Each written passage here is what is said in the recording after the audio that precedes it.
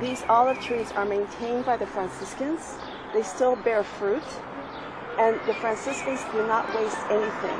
What they do is when they trim the trees, they have botanists come in that specialize in olive trees. They trim the trees, they take the leaves, they make prayer cards out of the leaves.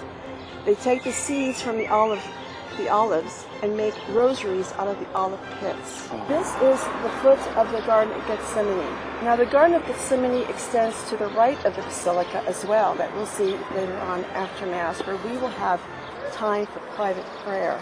Private because it is a private place that only you can get permission from the Franciscans to enter that place, and it's called the Hermitage of Gethsemani.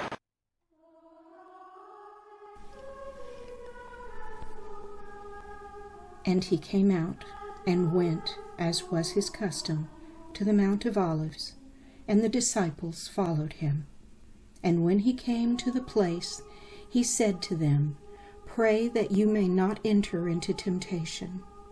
And he withdrew from them about a stone's throw, and knelt down and prayed, "Father, if thou art willing, remove this cup from me. Nevertheless, not my will, but thine be done."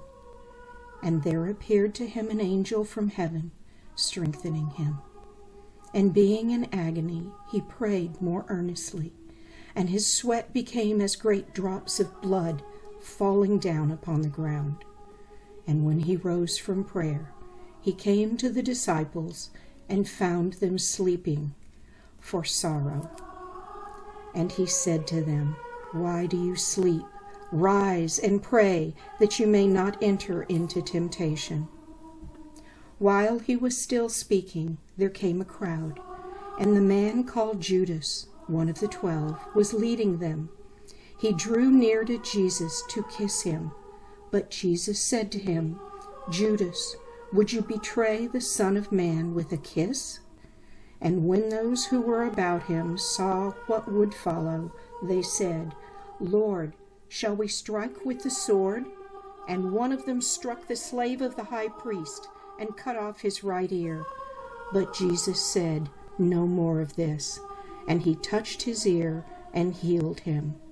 Then Jesus said to the chief priests and captains of the temple and elders who had come out against him, "Have you come out as against a robber with swords and clubs?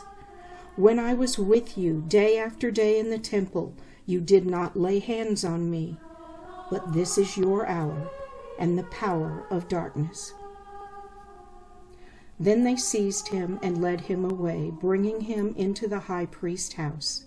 Peter followed at a distance. And when they had kindled a fire in the middle of the courtyard and sat down together, Peter sat among them.